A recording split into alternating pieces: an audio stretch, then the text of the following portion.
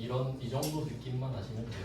그러니까 엄청 자세히 아는 게 중요한 게 아니라 아예 모르지 않는 게 중요한 거거든요. 대충 뭐 그런 느낌이구나 정도만 아시면 돼요. 그래서 결론은 그리고 여기서 조금 더 이제 디테일로 들어가 보면은 이때 그 지분율이라는 거는 배 가격에 대해서 그러니까 투자한 금액을 말하잖아요. 여기서 이 선장은 경영자고 이제 선주는 주주 이렇게 되는데 그 주식 회사라는 그러니까 우리나라에 있는 회사들 중에 90%가 주식 회사거든요. 그러니까 거의 대부분의 주식 회사인데 주식 회사라는 시스템을 왜 만들었냐라고 하면 아까 말씀드린 대로 돈은 없는데 아이디어 있는 사람들 있잖아요. 그 사람들 좀 뭐 좀 해보게 하려고. 그러니까 너가 선장 자격은 있으니까 근데 문제는 선주가 아니죠. 회의는 누구끼리 한다고? 주주들끼리 배 주인들만 참여할 수 있는 겁니다.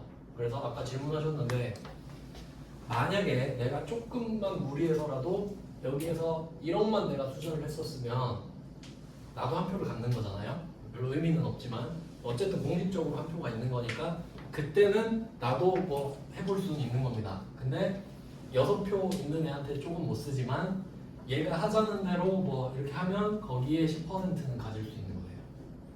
이해되셨죠? 그러니까 표 대결은 50%가 넘으면 끝이 나버리는데 근데 그 넘는 애들이 결정한 거에 10%는 가져갈 수 있다 이거지. 그렇게 되는 거예요. 그러니까 두 가지 기능이 있는 거죠. 첫 번째는 표 대결. 그래서 옛날에 좀 오래전이긴 한데 제가 주식에 한창 관심 있을 때 그 한진 아시나요? 한진은 칼이라고 그 비행기 아시아나가 한진국일 텐데 그때 형제들끼리 표 대결 붙었었어요. 그때 주가 폭등했습니다. 왜냐면 자기들이 주식을 쓸어 모으고 있거든. 왜냐면 이겨야 되니까 형제를. 왜냐면 아시죠? 이제 지면 끝이에요. 지면 끝나는 겁니다. 그래서 그럴 때는 이제 들어가서 좀 사야죠. 그걸 좀 봐야죠. 그래서 뭐 주식이 그런 용도입니다. 그러니까 가서 한 표를 행사할 수 있는 거예요. 그러니까 여러분이 대통령 선거 할 때 무조건 한 명당 한 표잖아요. 근데 주식회사가 자본주의의 끝 아닙니까? 그럼 내가 100만 표 갖고 있다. 100만 표. 끝입니다. 그래서 실질적으로 내가 어떤 회사의 주식을 50% 플러스 한 주 가지면 내 회사예요. 실제로 그렇죠. 실제로. 아무도 날 이길 수가 없죠. 그러면 그때 주식이 50% 플러스 한 주가 되잖아요. 그럼 주가에 프리미엄이 붙어버려요. 회사를 거래하는 게 돼버리기 때문에 뭐 그런 식인데 그래서 이게 원래 주식 그 미국에서는 그래서 이렇게 예를 들어서 아버지가 회사를 이제 키워놓고 아들한테 안 물려줘요. 안 물려줘요. 왜냐면 아들이 말아먹으면 어떡해. 그래서 CEO 마켓이 있거든요. 그럼 가서 골라요. 네가 우리 회사 좀 경영해라. 연봉은 우리가 결정할게. 이런 느낌이에요. 그러니까 결론은 뭐냐? 선장은 자기의 연봉을 결정할 수 없다. 선주들만 한다. 그래서 주식회사는 소유와 경영의 분리 이렇게 말합니다. 그러니까 회사를 가진 사람 따로 경영하는 사람 따로 그래야 건전하다. 근데 우리나라는 선주가 선장을 하죠. 그러니까 솔직히 선주가 되기는 쉬워요. 돈만 있으면 되니까요. 근데 선장이 되기가 어려운 거 아닌가요? 운전 기술이 있어야 되잖아요. 근데 운전 기술이 없는데 일단 시키고 봐. 야 우리 아들이니까 이제 선장한다. 이거죠 우리나라는. 그래서 실제로 그 어디 그 뭐 사전에 있는데 사전에 이런 말이 있어요. 등재되어 있는 말입니다. 체볼이죠. 재벌. 이거 사전에 있는 말이에요 진짜.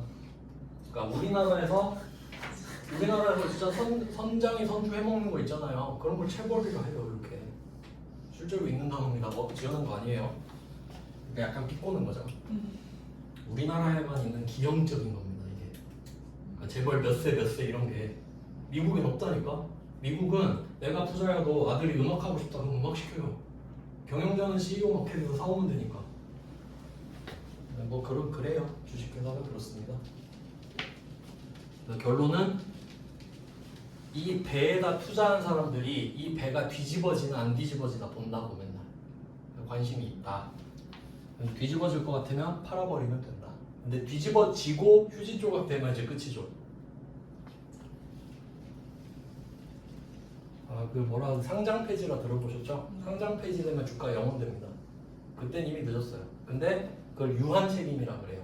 내가 주식 산 금액은 내가 감당해라. 유한 책임.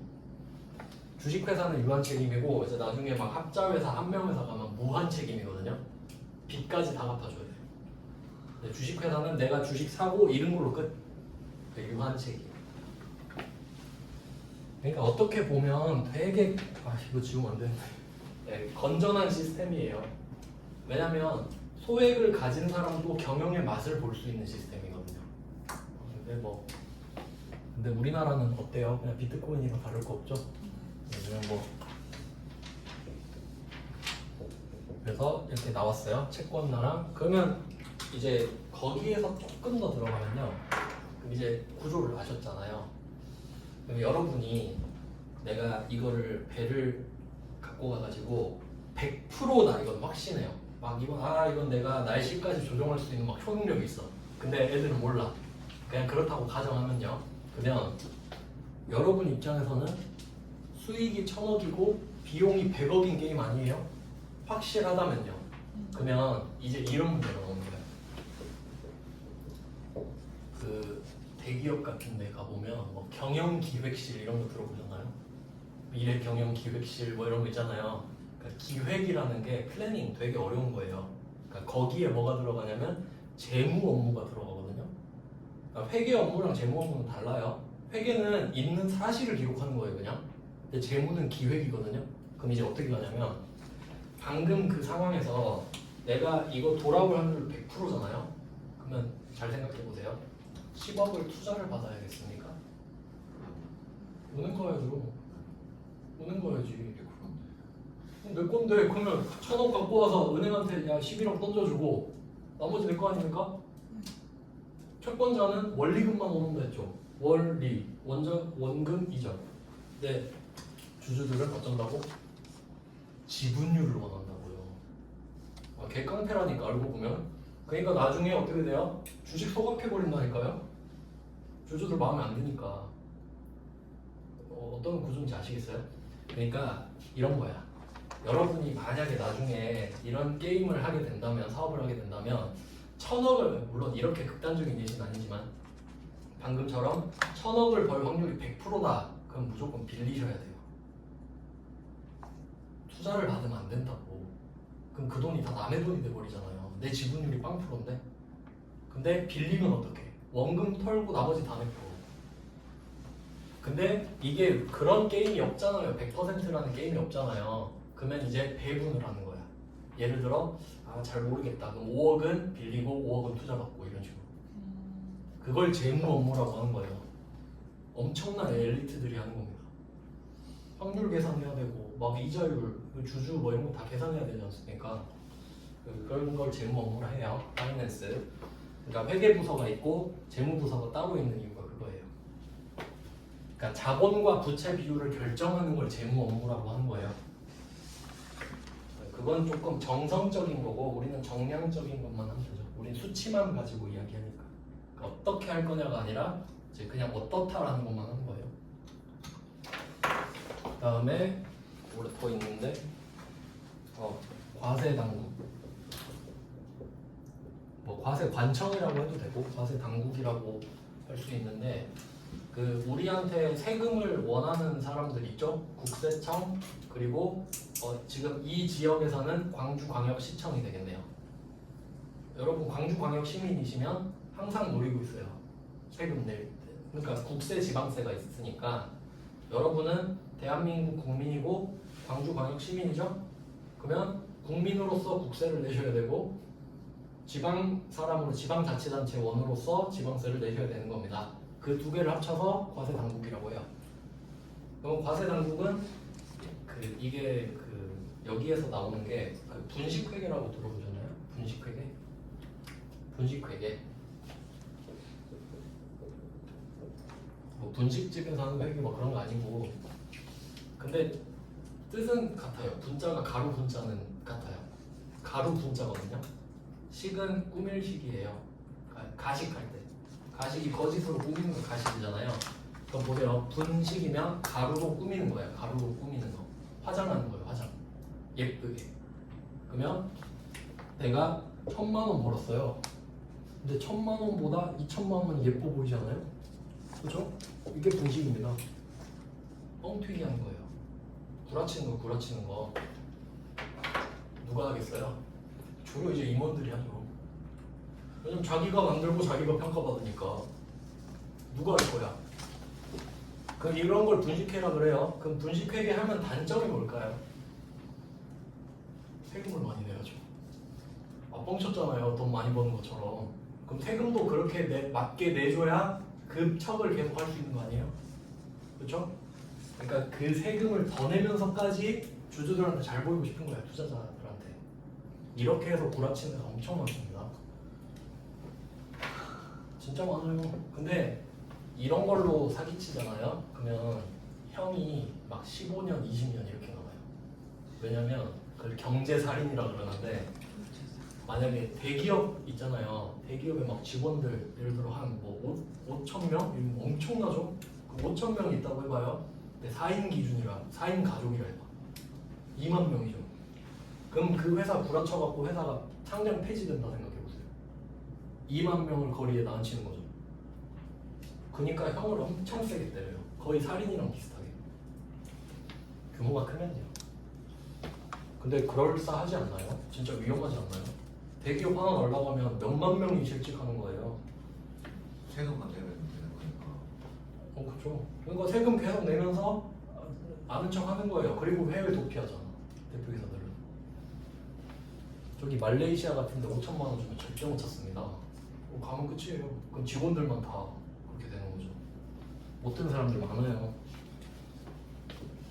그리고 분식의 반대도 있어요. 그럼 역분식이 있거든요. 왜 할까요? 분식하면 단점이 뭐라 했죠? 세금이 많이. 그럼 세금 덜 내고 싶으면 역분식 가는 거야. 그거 포스코가 했습니다. 포스코랑 했어요. 네, 사촌 동생 이번에 포스코 들어갔는데 뭐 그런 얘기는 안 해줬고 그냥 포스코도 했어요. 왜냐면 세금 덜 내고 싶을 수 있죠. 그러니까 우량 기업들은요 막 더 어필할 필요가 없거든요. 그렇죠? 나 잘 나가 이럴 필요 없잖아요. 누가 봐도 많은데. 그러면 그때는 살짝 그리고 한 가지 장점이 더 있어요. 역분식하는 노조랑 협상할 때 임금 자꾸 올려달라 그러잖아요. 야 이렇게 빵꾸 났는데 너네 계속 그럴래? 자른다? 그러면 알겠어요 이러는 거예요. 개꿀이죠? 이것도 걸리면 근데 이건 추징금 내겠죠 그냥. 진짜 별별 방법이 다 있다니까요. 살다 보면 저럴 수도 있구나 싶어요. 그래서 역분식도 있다. 그러면 이거 한번 생각해 보세요. 이렇게 장난질을 하게 냅두면 되겠어요? 안 되죠. 그럼 어떻게 해야 돼요? 감사를 해야지. 감사를 해야죠. 네가 재무제표 잘 만들었나 한번 볼까? 그게 공인회계사가 하는 거죠. 공인회계사가 감사를 해요. 여기 들어가가지고 공인회계사 CPA라고 하죠. 세무사는 CTA, 공인회계사는 CPA 이렇게 해서 감사를 합니다. 감사. 그래서 공인회계사가 뭘 하는 거냐면 이런 거 시험 안 나와요. 방금 한 거 역분식, 분식 회계사 안 나오는데 시험에 그냥 여러분이 이제 이걸 듣고 앞으로 회계할 때 매끄러워져요. 그러면 알겠죠? 그러니까 아까워하지 마세요. 이런 것도 중요해요. 그럼 공인회계사가 감사를 하는 이유가 뭐겠어요? 뻥쳤을까 봐. 그러니까 왜냐면 이 수치를 올리는 것도 나쁜 거고 내리는 것도 나쁜 거잖아요. 그러니까 제대로 했냐고. 그러니까 공인회계사가 하는 일이 뭐냐면 이 회사가 좋은 회사예요. 그런 게 아니에요. 이 회사의 등급을 매기는 일이 아닙니다. 회계사는 그냥 얘가 뻥을 쳤는지 안 쳤는지만 말해줘요. 아시겠죠? 그러니까 장사는 못해도 솔직할 수는 있잖아요. 그런 거를 평가해 주는 거야. 얘는 장사는 조졌지만 솔직하더라고요. 그러면 사람들이 아 공인회계사가 그랬으니까 믿어도 되겠다 이런 말을 하는 거죠. 뭐 그런 일을 해요. 네, 그리고 또 누구 있지? 거래처도 있겠네요. 거래처. 그러니까 한번 생각해 보시면 관심이 있겠죠. 과세 당국은 방금 말씀드린 것처럼 얘네들이 괜히 역분식을 해서 세금을 덜 내고 싶어 하진 않는지, 아니면 뭐 분식을 했더라도 그것도 안 좋은 거니까 뭐 찾아내려고 할 수 있겠죠. 그 다음에 거래처는 왜 그러겠어요? 외상을 줘도 될지 돈을 떼이진 않을지 걱정될 거 아닙니까? 그러니까 채권자랑 비슷하죠. 내가 외상을 줬는데 아 제가 먹고 배째라 그러면 어떡하지? 파산 신청하면 어떡하지? 그럼 돈 못 받잖아요. 그러니까 궁금해하겠지 항상. 그 다음에 이제 여러분의 거의 해당될 확률이 높은 직원. 근데 이제 요거는 직원은 왜 보냐? 이직할 때요. 이직할 때. 그러니까 내가 지금 다니고 있는 회사랑 이직하고 싶은 회사의 재무제표를 보면서 물론 그 이익도 보는데 저는 그걸 볼 것 같아요. 그 복리후생비라고 하죠. 그러니까 회사가 돈을 쓰는데 이왕이면 급여랑 복리후생비에 많이 쓰는 회사로 갈 것 같아요. 그거 다 나와 있잖아요. 볼 줄 알면. 근데 그냥 이름만 보고 이직하려고 그러죠 보통. 근데 그러다가 이직 가면은 생각하는 거랑 달라요. 이런 경우 되게 많아요. 그래서 요새는 블라인드 뭐 이런 것도 있고 그 잡플래닛 이런 거 있잖아요. 거기 가서 문화도 보잖아요. 문화 어떤지 별점 보고. 참고로 이 학원은 2.5점입니다. 그래서 뭐 어차피 저는 퇴사했지만 그냥 뭐 그렇습니다. 그래서 이런 식으로 외부 정보 이용자 이해되시죠? 밖에서 보잖아. 밖에서 보고 있으니까 얘네들이 맨날 와서 귀찮게 하죠. 너 장사 잘 돼? 요새 어때? 귀찮으니까 야 내가 이거 3개월에 한 번씩 다트에 올릴 테니까 그거 봐. 나한테 말 걸지 마. 이겁니다. 재무제표는. 그럼 그냥 보고 판단하면 돼요 이제. 그리고 이거는 공인회계사가 감사를 끝내면 올리는 거예요. 얘는 구라를 치지 않았습니다. 적정 이렇게 주거든요. 만약에 부적정 이런 거 뜨잖아요. 그 2번 받으면 상장폐지가 그럴 거예요. 그리고 공인회계사도 날라가고 그 법인도 책임지고 그러겠죠. 근데 어느 정도까지는 좀 되겠죠. 아무래도 사람이 하는 거라 어쩔 수 없지 않습니까? 그것까지는 우리가 모르고 감사를 한다는 자체가 중요한 겁니다. 그래서 이런 식으로 돌아가요. 재무제표는. 그러니까 이 회계라는 시스템을 만들어놔서 공인회계사가 먹고 산다. 공인회계사 정원을 이번에 늘린 걸로 알고 있거든요. 그러니까 회계 기준을 빡세게 만들수록 공인회계사들이 좋거든요. 많이 뽑죠? 이렇게 꿀이죠. 근데 세무사는 회계랑 관련 없거든요. 그래서 회계사는 이번에 1,200명 뽑는다 했나? 1,100명? 세무사는 항상 700명이거든요. 그렇습니다. 재무제표도 봤고요. 그럼 이제 뭘 봐야 되지? 회계 기준도 좀 설명을 드려야 될까? 그래서 아까 처음에 그 회계는 회계 기준을 따르고 세금을 낼 때는 세법에 따른다 이렇게 말씀을 드렸는데 요거는 그냥 참고 사항인데요. 그 회계 원칙이 있어요. 원칙, 회계 원칙. 그러니까 가장 상위의 개념이죠. 요걸 벗어나지 말아라 이런 게 있는데 그걸 근데 이건 그냥 뭐 그냥 듣고 흘리세요. 그게 중요한 거 아니에요. 지금 하는 거는요. GAAP라고 있어요. 이게 그냥 직역하면 G가 generally예요. generally 일반적으로, A accepted 일반적으로 받아들여지는 accounting principle 해서 회계 원칙. 그러니까 옛날부터 우리 이렇게 했으니까 이렇게 했거든 그런 원칙인 거예요. 그냥 불문율 같은. 이거는 불문율이 아니죠. 기록이 돼 있으니까. 근데 이게 나라마다 그 나라의 환경에 맞게 조금씩 바뀌거든요. 그래서 그게 K가 바뀐 겁니다. K 뷰티 막 이러잖아요. K 갭이 되는 거예요. 그럼 이 회계 원칙 아래에 두 가지가 있는데 옛날에 쓰던 게 일반 기업 회계 기준입니다.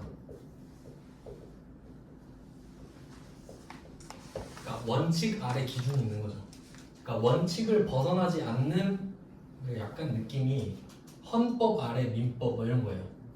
그러니까 민법도 헌법을 벗어나는 범위에서 인정되지 않거든요.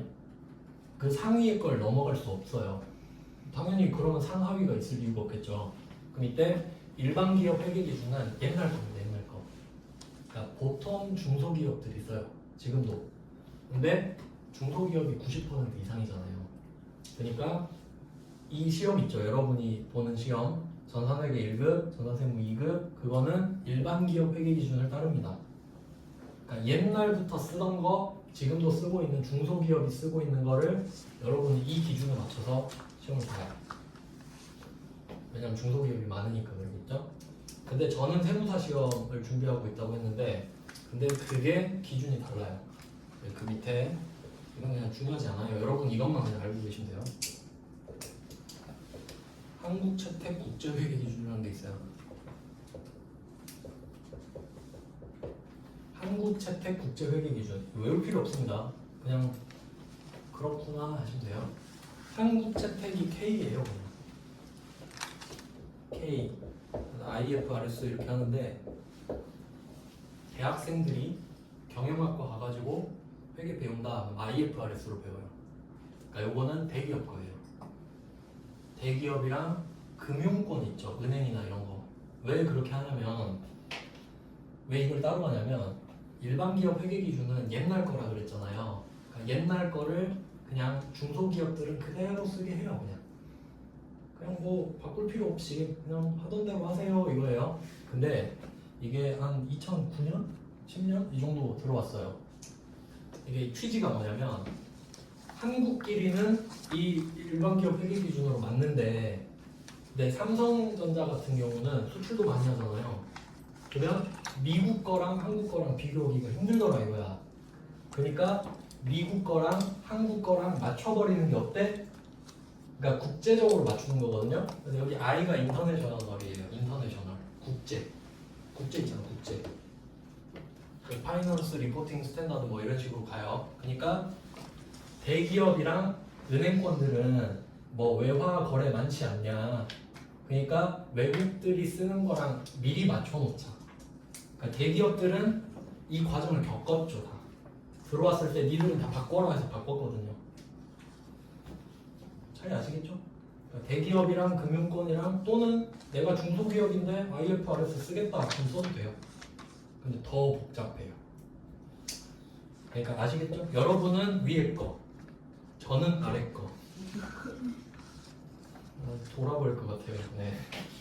그래서 이거는 왜 말씀을 드리냐면 여러분이 문제 풀다 보면 일반 기업 회계 기준에 어쩌고 저쩌고 하거든요. 그럼 당연하지 하고 넘기면 된다고. 여러분 시험 이거라고 했으니까.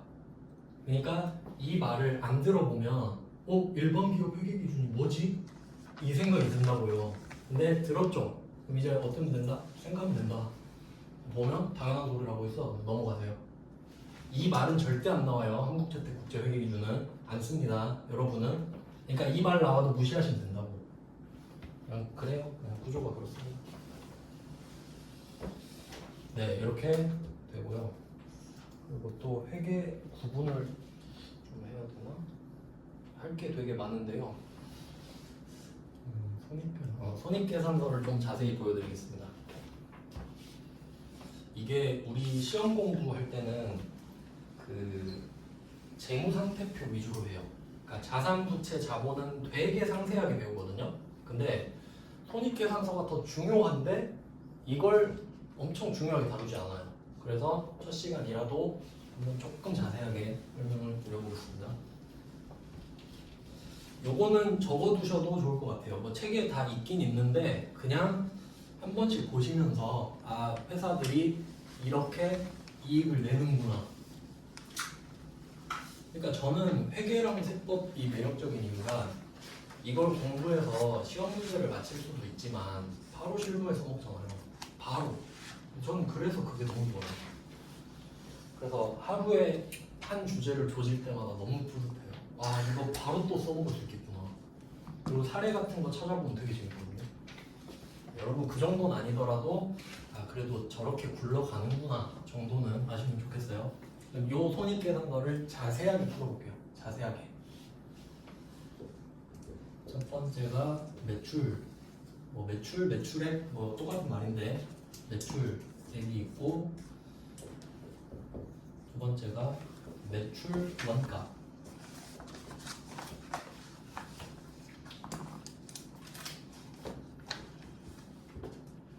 매출액과 일단 쭉 써놓고 설명해 드리겠습니다. 매출액, 매출 원가 하면 이제 매출 총이익이 나오고, 이 앞에는 안 쓰셔도 돼요. 그냥 로마자는 제가 습관돼가지고 그냥 글자만 쓰시면 됩니다. 로마자 쓸 줄 모르네. 안 써야겠다. 아라비아 숫자로 써야지. 자, 매출 총이익 밑에 판매비와 관리비. 판매비와 관리비. 판매할 때 들어가는 비용, 관리할 때 들어가는 비용, 판매비와 관리비.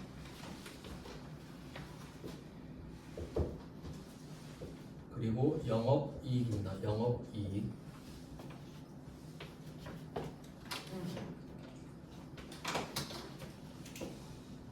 네, 영업이익이 있고, 그 다음에 영업 외 손익.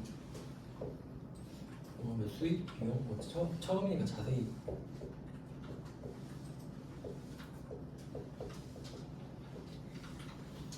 영업이익, 영업 외 수익이에요. 영업 밖에 있는 수익, 영업 밖에 있는 비용. 그리고 법인세, 차감전,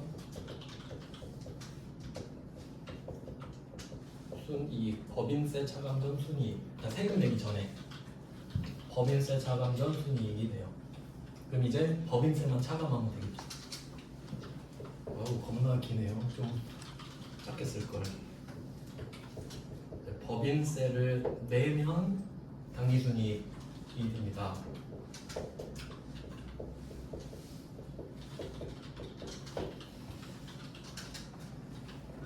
이거 안 보이겠구나.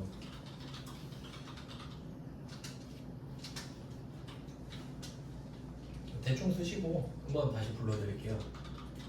1번 매출액, 2번 매출 원가, 매출 원가, 3번 매출 총이익, 4번 판매비와 관리비, 5번 영업이익, 6번 영업 외 수익, 7번 영업 외 비용, 8번 법인세 차감 전 순이익.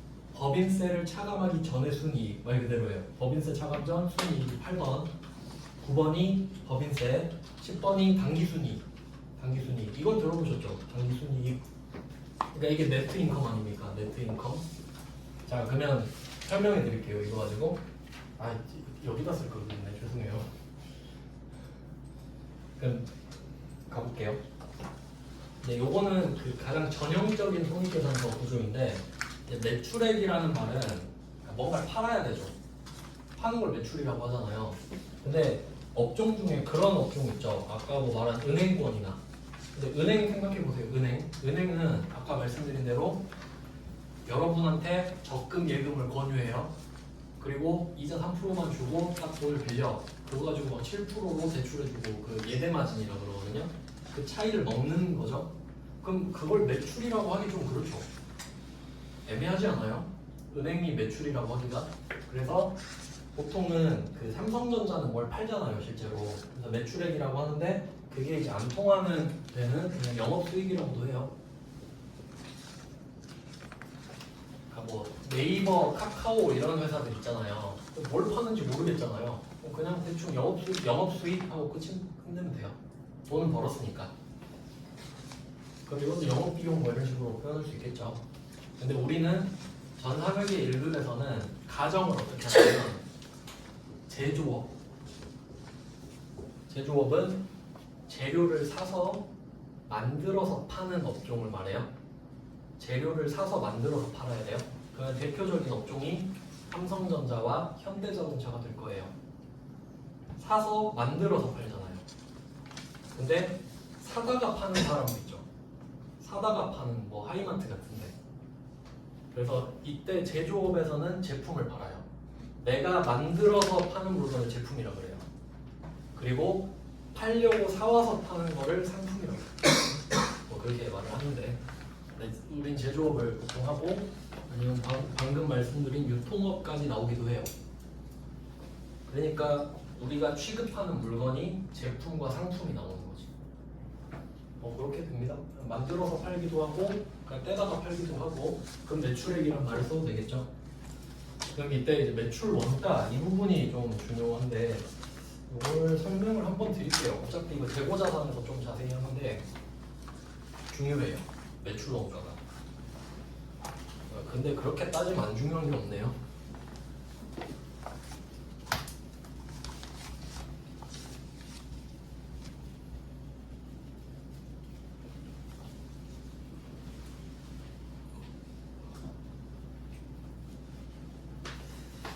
요거를 왜 구분을 하셔야 되냐면 이렇게 자산 지금은 설명을 위해서 사다가 판다고 해볼게요. 사다가 파는 거예요. 그러면 물건을 70원에 사가지고 100원에 판다고 해보겠습니다. 70원에 사서 100원에 파는 거예요. 여러분이 실제로 회계 처리를 한다고 생각해보세요. 내가 이 70원짜리를 팔려고 사오는 거잖아요. 팔려고. 그러면 얘를 상품이라고 불러요. 여기서 디테일을 알려드리면 삼성전자는 자기가 만든 갤럭시 있죠. 자기가 만든 갤럭시를 보면서 제품이라고 불러요. 내가 만들었기 때문이죠. 내가 제조했으니까 제품이에요. 그러면 삼성전자가 갤럭시를 팔면 제품 매출이라고 합니다. 맞죠? 안 어렵죠? 근데 뭐 하이마트, 전자랜드 이런 데서 삼성전자한테 갤럭시를 떼다가 팔 수도 있죠. 그러면 하이마트가 뭐 취급하는지는 모르겠습니다. 그냥 비유들 게 없어서. 그럼 갤럭시를 사왔어요. 왜 사왔죠? 팔려고. 그럼 그건 제품이냐? 아니에요. 지가 만든 거 아니죠. 상품. 상품. 그래서 회계에서는 그 이름을 붙여야 되는데 이름이 되게 중요하거든요. 그래서 한 가지 팁을 드리면 이렇게 기억하시면 좀 쉬워요. what 있죠. 영어 what. what이 뭐죠? 무엇. 이게 아니라 why. why 뭐죠? 왜. 이겁니다. 이렇게 기억하시면 나중에 이름 찾을 때 수월해요. 수월해. 그러면 자 이거 가지고 다시 해볼게요. 똑같은 갤럭시입니다. 갤럭시. 삼성전자는 얘를 뭐라 부르죠? 제품. 왜? 그럼 하이마트는 갤럭시 보고 상품. 왜? 팔려고. 그겁니다. 왓으로 가면 갤럭시잖아요. 그렇죠? 근데 갤럭시라고 안 쓴다고. 이해됩니까? 회계는 왜를 적어요. 왜? 그래야 유용하니까. 그러니까 항상 회계를 왜 하냐 쭉 타고 가잖아요. 그러면 그게 나와요. 유용하냐? 외부 정보 이용자한테 유용하냐? 이렇게 가요. 그럼 예를 들어볼까? 예를 들어서 지금 배우진 않았지만 그냥 용어를 좀 설명해 볼게요. 만약에 내가 어떤 물건을 샀어요. 뭐 할 게 없네. 옛날에 막 나이키 신발 리셀 붙고 막 그랬잖아요. 그에 한번 예를 들어볼게요. 아는 게 별로 없어가지고 뭐 10만 원짜리 신발이 있다고 할게요. 신발을 10만 원짜리가 있는데 근데 요새는 막 래플 이런 것도 많이 하잖아요. 그러니까 이걸 선착순으로 파는 게 아니라 뽑기로. 왜냐면 이게 좀 너무 희소성이 있으니까 그냥 이거 돌려가지고 추천권 주고 막 그러잖아요. 근데 내가 이거 당첨된 거야. 그럼 10만 원 주고 이 신발을 샀죠. 근데 이거 당첨 안 된 사람들이 이거 사고 싶어서 환장하는 거예요. 그럼 이제 중고시장 가보면 막 20에 거래되고 그러죠. 그 리셀이 붙었다 그러죠. 그럼 이게 시세가 20이 된 거예요. 근데 난 10만 원에 샀어. 근데 나는 이 신발을 너무 신고 싶어서 신었어요. 자, 그럼 이때 what으로 하면 신발이죠. 이게 뭐야? 하면 신발이죠. 근데 신발이라고 안 적어요. 너 이 신발 왜 갖고 있어? 이렇게 물어봐요. 그럼 답은 사용하려고. 신을 거죠, 내가. 그러면 사용 목적이면 이걸 나중에 배워요. 유형 자산이라고 해요. 그러니까 형체가 있는 자산 뭐 이런 건데 사용할 목적으로 갖고 있는 걸 유형 자산이라고 해요. 보통 기업들은 건물, 뭐 기계, 뭐 토지 뭐 이런 것들을 갖고 있는 거예요. 사용하려고 갖고 있으니까. 그러면 이렇게 됐습니다. 그럼 내 재무제표에는 유형자산 10 이렇게 써있죠. 10만 원에 샀으니까. 근데 이게 시세가 막 30, 40, 50 된 거예요. 그래서 한 번 더 래프를 넣어본 거야. 또 당첨됐어요. 근데 이제 난 한 켤레가 있잖아요. 이제 팔고 싶은 거야. 시세가 50으로 됐어요. 50 됐어요. 그럼 여러분 같으면 팔지 않겠어요? 이거 왜 신고 있어요, 이런 걸? 이것도 어차피 다 거품인데. 그러면 아, 이거 팔아야겠다. 그럼 이제 이 신발을 포장도 안 까겠죠. 근데 나는 10만 원이잖아 지금. 또 50으로 적는 거 아닙니다. 나는 이거 10만 원 주고 한 켤레 더 샀어요. 근데 이거 신을 거예요? 아니 안 신을 거예요. 그럼 어떡할 거예요? 타일 팔려고. 그럼 이름 뭘까? 무형자산.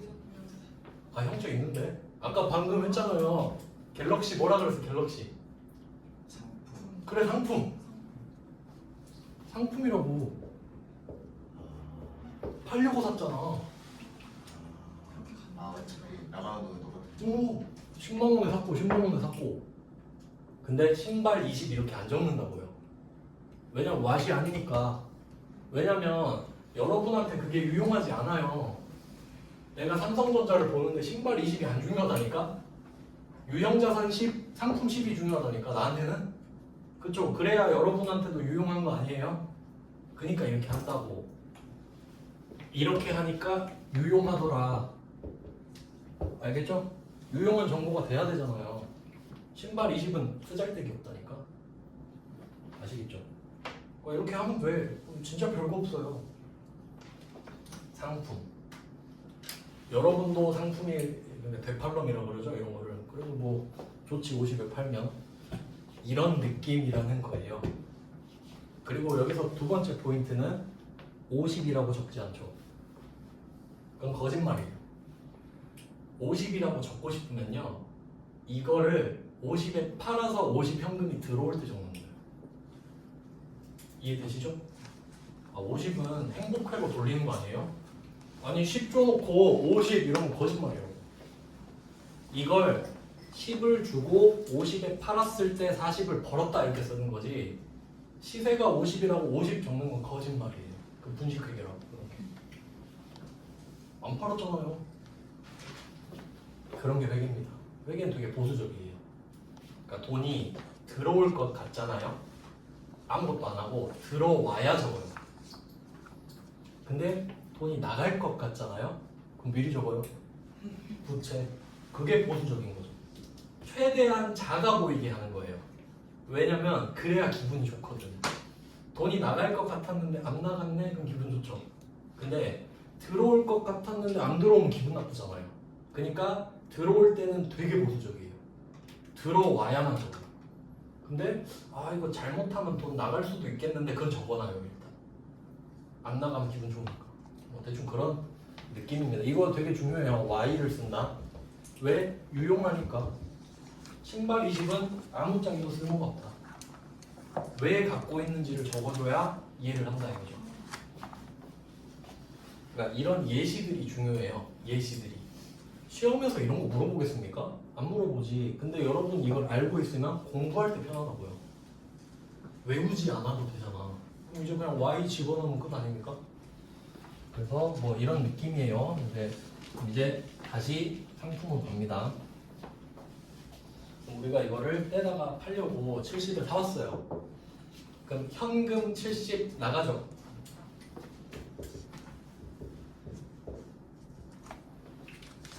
제가 여러분 회계 1교육은 처음이니까 성분을 다 적어드릴게요. 성분. 왜 이 자리에 적는지. 그러니까 여러분은 이것까지 같이 공부를 하셔야 돼요. 지금 단계에서는. 현금 70이 나갔다는 소리입니다. 내 주머니에서 나갔어요 지금. 그러면 왜 나갔는지 설명해봐. 이게 차변입니다. 왜 나갔니? 하니까 아 나 물건 팔려고 70짜리 뭘 샀어. 근데 그게 뭔지 안 물어보죠? 왜 샀냐고 물어보겠지. 왜 샀죠? 팔려고. 그럼 이름? 상품. 이렇게 쓴다고. 그러니까 여기다가 신발 쓰면 이 신발을 뭐 신을 건지 뭐 튀겨 먹을 건지 어떻게 알아요? 근데 상품 쓰면 아 그냥 팔려고 갖고 있구나 끝이지. 그러면 상품 70 바꿨죠. 자산 플러스입니다. 얘는 여기서 포인트. 만약에 이 70짜리 물건이 시세가 100이더라도 여러분이 이걸 70에 샀다면 70이라고 적는 겁니다. 왜냐면 회계는 사실을 기록하는 거니까. 내가 70을 줬으니 이 물건은 70입니다. 아시겠죠? 그럼 이렇게 일단 적었어요. 어렵지 않죠? 그럼 이거를 2개 샀다고 해볼게요. 그럼 금액을 2배로 늘리면 되죠 그냥?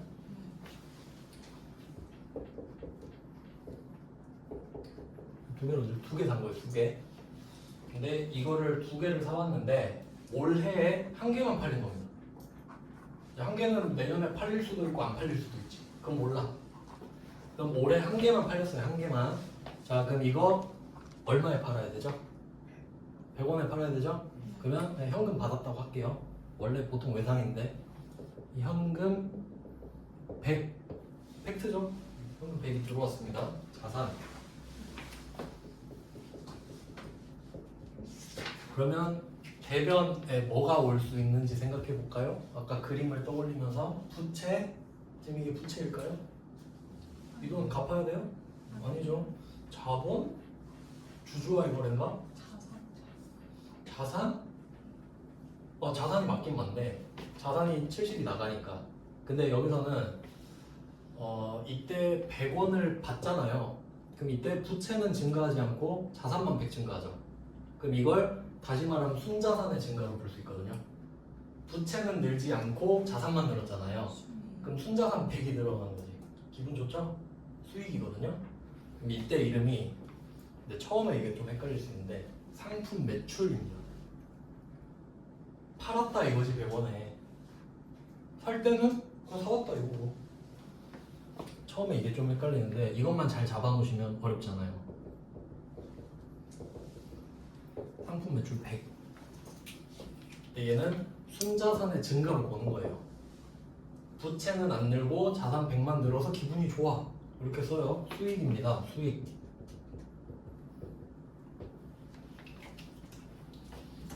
자, 그럼 이제 디테일로 가는 거예요. 너 그거 100원 버느라 쓴 거 없어? 물어보는 거예요. 그럼 우리가 70원짜리 2개 사왔잖아요. 2개. 요건 아직 아니고 2개 사왔잖아요. 근데 1개만 팔았죠? 그럼 이렇게 된 건데, 그러면 상품 140원이 들어왔었죠. 70원에 2개 샀으니까. 그러면 내가 이 100원을 받을 수 있었던 이유는 70원짜리 하나 줬기 때문 아닌가요? 그럼 상품이 70이 나가야 돼. 70에 사왔던 게 하나 없어지잖아요 지금. 맞죠? 그러니까 대가로 100을 받아서 기분은 좋지만 그 100을 위해 얼마를 썼냐 이거지 지금. 그럼 70 쓴 거 맞죠? 그러면 상품이라는 자산이 70이 줄어야 되는 거예요. 실제로 줄어들었으니까 자산의 감소가 되겠죠. 근데 또 얘를 따지고 보니까 순자산이 감소했네요. 뭐 부채는 증감이 없고, 그러니까 이거 2개를 따로따로 보는 거예요. 판 거 따로, 없어진 거 따로. 왜냐면 회계 처리를 실제로 따로 해서 그래요. 근데 한번 해놓으면 안 어렵습니다. 이렇게 했을 때 그러면 70은 따로 봤을 때 기분이 어때요? 70이 없어졌어. 기분이 안 좋아야 돼요. 왜? 없어졌으니까. 그럼 이때 이 매출이라는 수익 있죠. 그러니까 회계에서 중요한 게 이게 있어요. 수익, 비용, 대응의 원칙. 수익, 비용, 대응의 원칙이 중요합니다. 원칙이라고 합니다. 원칙. 원칙적으로는 이렇게 하세요 이 말인데, 네, 뭐 그냥 이름은 그냥 들어보시고 그러면 해석하는 법이 중요해요. 해석하는 법. 이렇게 원칙이라고 써 있잖아요. 그러면 여러분은 앞으로 원칙이라는 말을 보면 어떻게 생각하시면 되냐면 예외도 있겠군 이라고 생각하시면 돼요. 항상 원칙만 있습니까? 예외도 있잖아요 항상. 그러니까 원칙은 뭘까? 그 원칙을 알아야 예외를 찾을 수 있으니까 원칙이 중요한 거예요. 그런 말 있지 않습니까? FM을 알아야 가라도 친다? 뭐 그런 말 있잖아요. 그러니까 뭐가 제대로 된지를 알아야 가라를 칠 거 아닙니까? 그러니까 뭐 그런 느낌이에요. 그래서 결론은 원래는 수익을 인식하는 게 정말 어려워요. 진짜 어렵거든요. 근데 우리는 그냥 팔았으니까 수익이라고 치고, 자 보세요. 그럼 기분이 좋아졌죠. 100원 벌었잖아요. 그럼 이제 회계가 물어봐. 너 수익 생겼네? 그럼 이거 벌려고 얼마 썼어? 바로 붙여. 이렇게 말을 하는 겁니다. 얼마 썼죠? 70원. 그게 비용이 되는 거예요. 그럼 보세요. 원가라는 말 있죠. 원가는 그냥 좀 가라로 알려드리면, 원가는 뭐라고 생각하시면 되냐면 그냥 뭐 본전 또는 쓴 돈 정도로 번역을 하시는 게 편해요. 그냥 원가 하면 괜히 어려운 느낌만 나지 않나요? 그러면 한번 제가 쉽게 예를 들어볼게요. 만약에 어떤 사람이 물건을 파는데 그런 말 옛날에 많이 했잖아요. 막 미치고 팔아요 이런 말 있죠. 미치고 팔아요는 내가 이 물건을 70에 샀는데 70도 못 받고 팔아요 이 말이거든요. 상식적으로 말이 됩니다. 그러면 집에서 쉬는 게 낫습니다. 집에서 쉬면 돈이라도 안 까먹지 70에 산 거를 60에 팔면 괜히 손해만 보죠. 그러니까 미치고 판다는 말이 안 돼. 그게 원가입니다. 그러니까 장사의 기본은 원가보다 비싸게 파는 게 원칙이에요. 제조는 제조 원가보다 비싸게 팔아야 되고 상품은 매입 원가보다 비싸게 팔아야 되지. 그럼 지금은 우리가 이걸 매입 원가라고 하는 거거든요. 그러니까 매입 원가는 140입니다 지금. 왠지 보면 너 이 물건 매입하는데 얼마 썼어? 140원이요. 그럼 매입 원가는 140이에요. 그러니까 물어보는 거예요. 그냥 너 매입할 때 얼마 썼어? 140 이렇게 돼요. 근데 한 개 팔았죠. 한 개 팔았어. 그럼 수익은 100원이 생겼네요.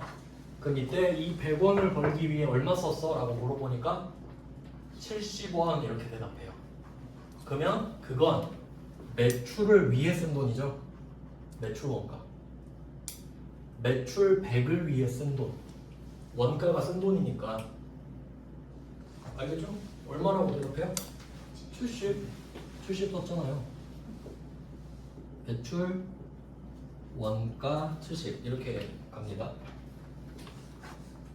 비용이에요. 근데 이건 그냥 외워져요. 아마 이해하는 게 아니라 나중에 그냥 외워서 써요. 그냥 그게 더 편하거든요. 그러면 우리가 두 개를 사서 한 개를 팔았습니다. 두 개를 사서 한 개를 팔았어요. 그러면 여기에서 손익계산서로 내려갈게요. 손익계산서로 내려갈게요. 그러면 데려갈 수 있는 게 두 개밖에 없죠. 수익, 비용밖에 없잖아요. 맞죠? 손익계산서는 두 개로만 데리고 가야지. 자, 올라갑니다. 매출액 100원이라고 쓰겠죠? 매출 원가 70이라고 씁니다. 이게 손익계산서예요. 그러면 이제 의문이 생기죠. 140 아닌가요? 그건 매입 원가고요. 매출 원가 물어보잖아요. 매출액을 위해 쓴 돈을 물어보잖아요.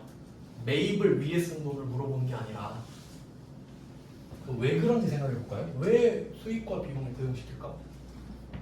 만약에 140을 살 때 비용을 잡아버리잖아요. 그러면 올해 140 비용만 잡혀요. 딱. 맞죠? 140 빵꾸 났잖아요? 근데 물건은 내년에 팔렸다고 할게요. 두 개 다. 그러면 어떻게 되냐면 2000X1년도, 2000X2년도 이렇게 되잖아요. 그러면 1년도에 140원을 쓴 거야. 그럼 X1년도는 마이너스 140원만 기록돼요. 손익계산서에. 그럼 X2년도에 두 개 다 팔렸어요. 그럼 이거 수익을 여기다 적어볼까요? 뭔가 이상하지 않아요? 안 맞죠? 안 맞아. 그러니까 이거 아닌 것 같은데. 그럼 이게 한 개씩 팔렸다고 가정해 볼게요. 한 개씩 팔렸다고. 그럼 이렇게 쓰는 게 아니라 이제 이거를 인용해서 어떻게 씁니까? 한 개씩 팔린 거야. 그러니까 여기서 포인트는 처음에 140원 살 때 자산으로 해놓죠. 그러니까 수익 비용이 안 잡히잖아요. 수익 비용을 안 잡고 싶은 거야. 잡으면 안 되니까. 그러니까 그냥 자산만 바꿨다고 하는 겁니다. 수익과 비용이 잡히면 안 되거든. 왜냐면 팔리지 않았으니까. 그러니까 비용은 혼자 잡히는 게 예외적인 상황이에요. 수익이 있어야 비용을 잡히는 게 원칙이에요. 그러니까 하나씩 팔렸다고 하면 플러스 100, 마이너스 70, 플러스 100, 마이너스 70 이렇게 하란 소리지. 이게 합리적이다 이거예요. 그럼 맞죠? 한 개 연도마다 30원씩 번 거 아닙니까? 이렇게 2월을 시키는 거예요. 이게 회계 원칙인 거예요. 이해되세요? 그러니까 돈을 썼다고 무조건 빵꾸 내는 게 아니라 조금 이런 식으로 2월 시키기도 하는 거예요. 효과적으로 보여주기 위해서. 왜? 유용하니까. 이게 더 유용하지 않나요? 그래서 이렇게 하는 거예요. 어떤 느낌인지 아시겠어요? 일단 이렇게 하고 좀 쉬다가 마지막 시간이네요. 5시 10분부터 볼게요.